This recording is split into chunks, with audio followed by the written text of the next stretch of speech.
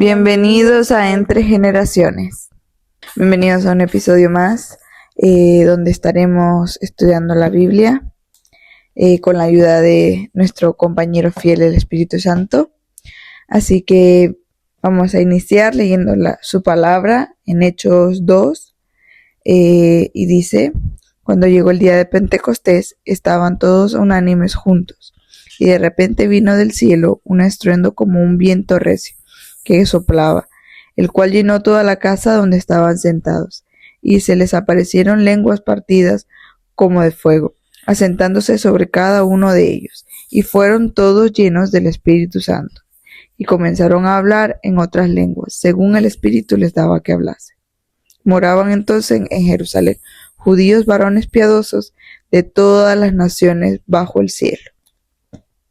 Vamos a dejarlo hasta ahí. El tema de hoy es un toque y vamos a profundizar en este versículo, el cual tiene mucho para ser estudiado, la verdad. Es un versículo muy profundo, el cual a los discípulos llegaron a conocer al Espíritu Santo de la manera en que lo conocieron. Fue una manera muy especial, por decirlo así. Estaban todos juntos en expectativa de qué iba a suceder ahora que el maestro se había ido. Entonces todos estaban un poco con esa incertidumbre de que qué iba a pasar con el cristianismo, todo lo que habían vivido con Jesús. Y esta fue la respuesta de la promesa que Jesús dejó de que va a venir el Espíritu Santo. Y fue muy, muy bonita la manera en que Él se presentó, porque fue cuando todos, no fue cuando un momento de que uno estaba cocinando, la otra estaba haciendo otra cosa o el otro estaba trabajando. No, estaban todos juntos pensando, sintiendo, anhelando qué iba a pasar, qué iba a suceder, si esa promesa se iba a cumplir. Estaban expectantes de esa venida, de esa... Necesitaban esa guía, necesitaban ese fuego en su interior que les dijera: sigan en este camino, sigan en este propósito que yo les he encomendado. Y me parece muy interesante la manera en que, o sea, fue un estruendo que todo el mundo pudo escuchar. No solo ellos lo escucharon, sino que fue todo el mundo. Y ese viento recio también lo sintieron todo el mundo, pero no todo el mundo bautizó al Espíritu Santo en ese momento, sino a los que estaban en ese lugar juntos esperando su venida. Bueno, yo tuve otra perspectiva y es que podemos notar la diferencia de cómo el Espíritu Santo cambió a estas personas, porque antes del Espíritu Santo tenían dudas, tenían miedos, muchos pensamientos negativos que nosotros también pasamos. Eran muy inconstantes, muy carnales, muy débiles y muchas cosas que nosotros normalmente cuando estamos no fuera, sino que cuando no conocemos realmente al Espíritu Santo tenemos. Y se notó la diferencia de cuando el Espíritu Santo vino. Ellos empezaron a ser más seguros, a comprender más las cosas. Claro, el Espíritu Santo les dio la comprensión, a tener más autoridad, más valentía, una convicción de quién era Dios, quién era Jesús y quién era el Espíritu Santo. Y todas estas cosas positivas, que si bien es cierto, venían pruebas porque vinieron muchas pruebas, pero el Espíritu Santo fue la guía que ellos necesitaban. Y muchas veces a nosotros un toque del Espíritu Santo nos puede emocionar, nos puede sanar, porque Él lo va a hacer y porque Él nos va a consolar, pero la diferencia está en que qué pasa después de ello. Y el Espíritu Santo sí puede cambiar nuestra vida, si Él quiere hacerlo, pero depende de nosotros. Porque si nos quedamos solamente con ese toque, nos vamos a emocionar en el momento e incluso en casa, pero ¿qué pasa después de eso? El Espíritu Santo puede ser el cambio, pero si nosotros no aportamos a ese cambio, pues ¿cómo va a cambiar? Porque todo depende de nosotros. Sí, Él hace su trabajo, pero es nuestra decisión, porque Él nos dio libre albedrío, es nuestra decisión si decidimos buscarle más o quedarnos en el momento. Así es. Acompañando lo que dice Mariel, a veces estamos en la iglesia y tenemos la misericordia de que el Espíritu Santo logra derramarse en nuestras vidas con un toque, con una muestra, por decirlo así, de su gloria. Y lo que necesitamos después de eso es ir y mantener una relación constante para avivar ese fuego que fue depositado en nosotros. No vivir, o sea, no llegar después de ese culto donde Él se derramó y llegar y solo dejarlo ahí y sentirlo por unas 2-3 semanas y luego no hacer nada para seguir avivando ese fuego. La Biblia es muy clara y nos dice cómo seguir avivando ese fuego, leyendo la Biblia, ayunando, orando diariamente. Eso mantiene vivo ese fuego. Y no solo nos quedamos con ese toque, sino que literalmente seguimos aprendiendo, seguimos viendo la gloria del Espíritu Santo obrar en nuestra vida diariamente. Porque así es como el Señor Jesucristo estaba aquí en la tierra. Él avivaba ese fuego en su interior todos los días. Oraba, ayunaba, estaba con los discípulos, predicaba la palabra, leía la palabra de su Padre. Vivía en constante avivamiento. Podemos ver que después de este derramamiento del Espíritu Santo, los apóstoles no se quedaron ahí quietos y se lo guardaron para ellos solos. No, ellos ahí empezó los hechos de los apóstoles, empezaron a hacer milagros, a que el cristianismo se expandiera por toda Asia y todos los continentes de alrededor. Empezaron a experimentar ataques del enemigo porque llevaban adentro al Espíritu Santo, porque cuando el Espíritu Santo cayó sobre ellos, el enemigo se enfadó muchísimo y empezó a perseguirlos.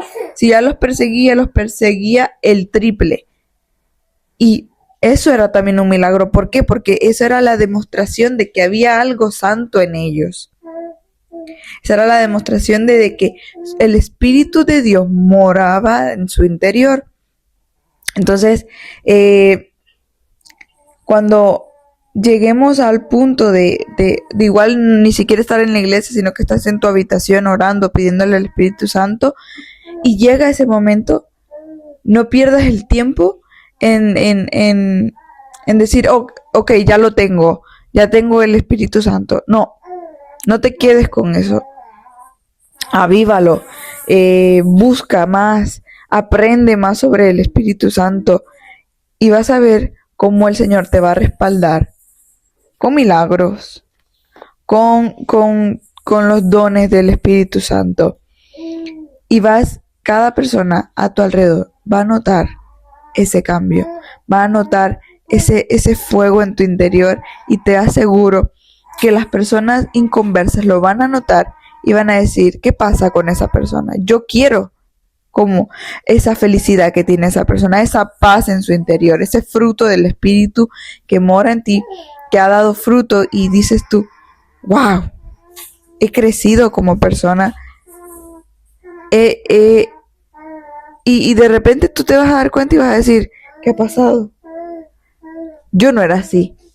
Pero eso va a ser el Espíritu Santo que mora en ti, que va a dar frutos Y retomando un poco lo que ella decía sobre los frutos del Espíritu Santo, el claro ejemplo, hablando de este momento, fue Pedro, que Pedro pasó de negar a Jesús a predicar. Y podemos ver cómo el Espíritu Santo hizo ese cambio en él. Y consoló también porque él se sentía muy culpable por lo que había hecho. Y al final él no sabía que lo que había pasado era con un propósito. Pero también es de reconocer pues que él se sentía muy mal.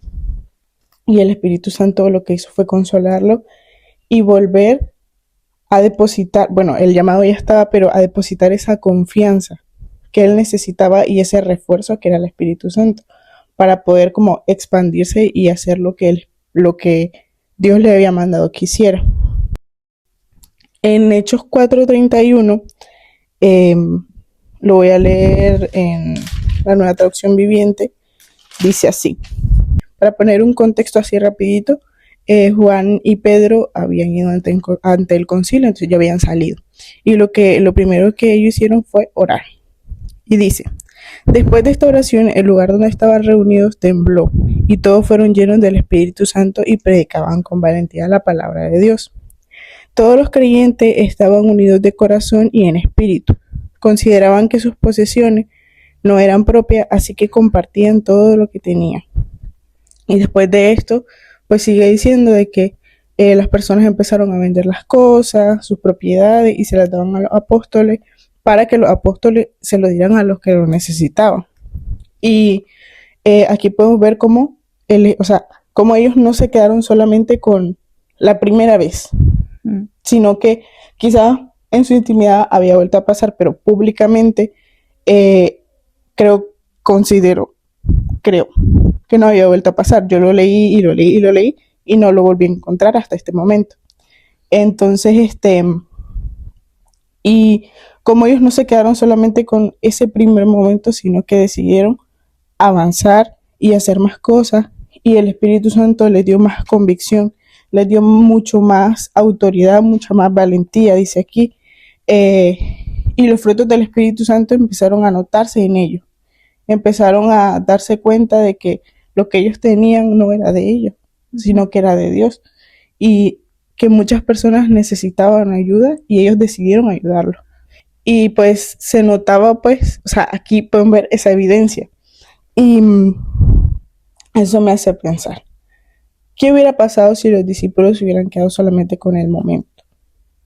Y, yo digo, quizás hubiesen vuelto a su vida anterior, o hicieran las cosas mal, o intentaran seguir lo que Jesús les había dicho, pero no lo harían de la forma que el Espíritu Santo quería, o quizás no tuviéramos el Evangelio que tenemos hoy. Y aquí se nota la importancia de que el Espíritu Santo esté presente en nuestra vida. Porque ¿qué hubiera pasado? No lo sabemos. Pero sí sé que las cosas no fueran igual. Así es. Y que quizás Dios no estuviera tan presente en nosotros como lo está hoy en día. O quizás hubiese usado otra forma, pero considero que lo que Jesús hizo quizás no hubiera sido tan relevante, porque al final el Espíritu Santo es lo que, el Espíritu Santo, gracias a Jesús, es lo que nos da la convicción de que eso pasó y de que gracias a Él estamos hoy aquí y que gracias a Él vamos a obtener una salvación, que gracias a Él podemos tener una intimidad con Dios, etcétera, etcétera. Entonces, quizás, si de por sí ya hoy en día la gente no valora tanto lo que Jesús hizo o que Dios existe, ¿qué hubiera pasado si los discípulos no hubieran hecho lo correcto? Yo creo que, no sé, tantas cosas que a veces me pongo a pensar y digo, ¿qué hubiera pasado? Y le doy muchas gracias a Dios porque escogió a las personas correctas. Siempre. Así es, el Señor no se equivoca, ni siquiera se equivocó con Judas. Ese era su propósito y lo cumplió. Yo, una de las veces que por decir así, más he avivado el Espíritu Santo, he visto, wow, muchísimas cosas en mi vida cambiar, transformarse y hasta ahora se mantienen. Y eso es algo eso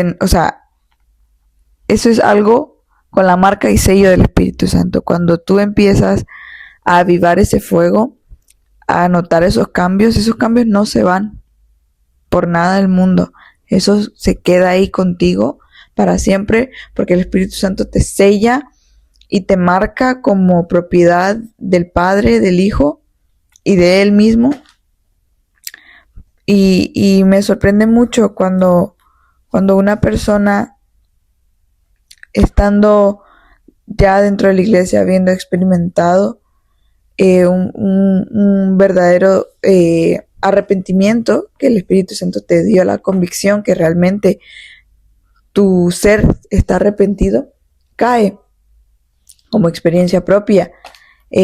Duele mucho el hecho de haber estado en aquel avivamiento y luego, por desgracia, por no seguir avivando, por no seguir esa comunicación, por no seguir esa relación con el Espíritu Santo, poco a poco tú vas sintiendo que cada vez tú estás más lejos del Espíritu Santo. El Espíritu Santo sigue ahí, pero tú cada vez te vas haciendo un pasito para atrás, un pasito para atrás, un pasito para atrás. Y poco a poco, tu carne, al no sentir esa presencia santa del Espíritu Santo, vuelve a lo que es carne. Y sigue haciendo lo que hacía. ¿Por qué? Porque es carne. Tenemos que morir, dice el Señor, diariamente a nuestra carne. ¿Qué pasa cuando, igual un día que no leas la Biblia, no pasa nada? Pero ya 2 semanas, ahí ya entramos en terreno fangoso.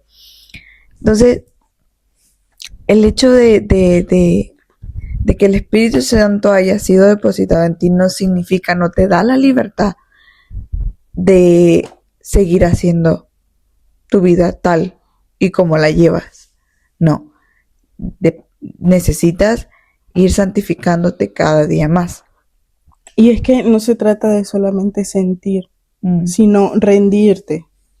O sea, no se trata solamente de vivir el momento en Dios, que sí está bien, pero no se trata solamente de eso, sino de hacer las cosas como Él nos manda que las hagamos. Bien. A que nuestra vida sea para Él y por Él.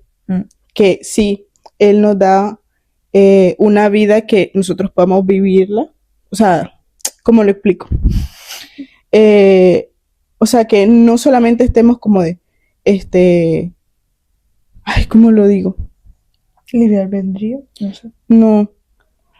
O sea que sí, nuestra vida es para Él y por Él, pero también nos da como esa libertad de poder convivir con nuestra familia, de poder ir con nuestros amigos, de poder hacer cosas personales, pero que en medio de esas cosas esté Él.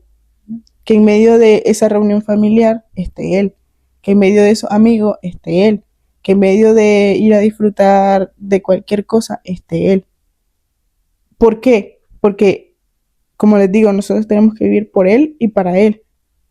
Y eso no significa que vamos a estar así como esos niños así regañados, que solamente aquí y que no puedo salir porque es malo y que no puedo hacer esto porque no, y que no sé qué, y que no, sino que vivir nuestra vida normal, pero siempre que Dios esté presente. Y eso eso nos da el Espíritu Santo, porque nos da esa convicción y Él está constantemente recordándonos que nosotros vivimos para Dios. Y es muy,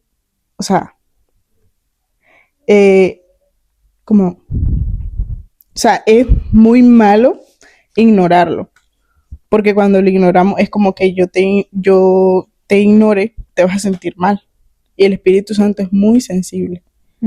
Y si nosotros empezamos a ignorarlo, se nota el cambio y se nota que ya no estamos tan cerca.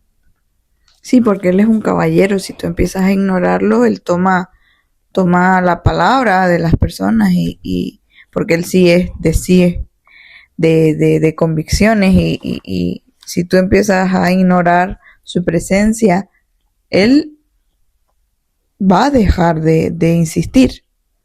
Él va a dejar de hablarte a la noche, de despertarte en las madrugadas, de darte esa gana de escudriñar la palabra. Y eso se nota al instante. ¿Por qué? Porque tú un día estás en tu casa y el Espíritu Santo te pone bueno, no de la nada, porque Él la pone, pero de repente sentiste que querías leer la Biblia. Pero en ese momento, cuando fuiste a coger la Biblia, ¡pum!, y se te atravesó un teléfono, se te atravesó tu mamá, que tienes que ir a lavar la ropa, o lo que sea. Y ignoraste eso. El Espíritu Santo otra vez dijo, bueno, igual este no era el mejor momento. Y te despierta eso de las 12 de la noche para que leas la Biblia. Y tú, como estás con el sueño rico y dices, ay, qué bueno que está el sueñito, ¿para qué me voy a poner a leer ahora? Si es tarde, vuelves a ignorarlo. Al día siguiente el Espíritu Santo no va a poner esas mismas ganas en ti.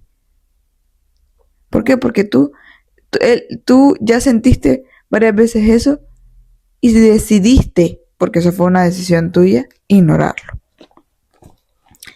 Él va a dejar de insistir. Y luego dices, ¿por qué no siento al Espíritu Santo? Porque el Espíritu Santo estaba ahí enfrente tuyo, haciéndote, hey, wake up. Y tú decidiste simplemente decir como, ay, lo hago luego. Y luego también, como dice Mariel, dejar de guiarnos por sentimientos.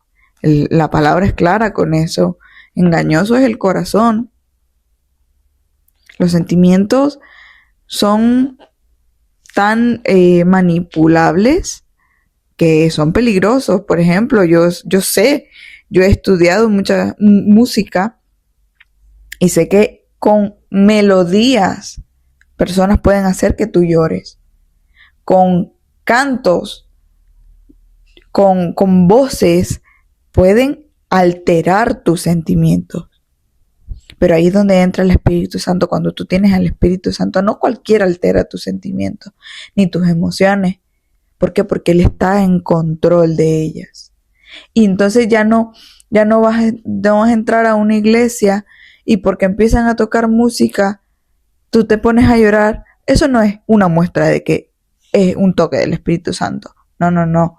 Eso solo es una muestra de que igual el pianista y la que canta lo están haciendo bien.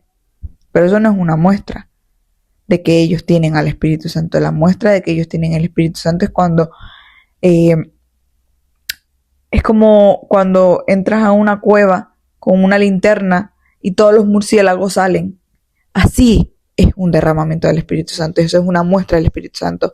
Porque no puede haber en una habitación espíritus malignos y el Espíritu Santo. En cuanto el Espíritu Santo se derrama, no hay potestad del enemigo que pueda prevalecer en ese lugar, porque el Espíritu Santo está ahí. Entonces, como conclusión, te incitamos a mantener viva esa comunión con el Espíritu Santo.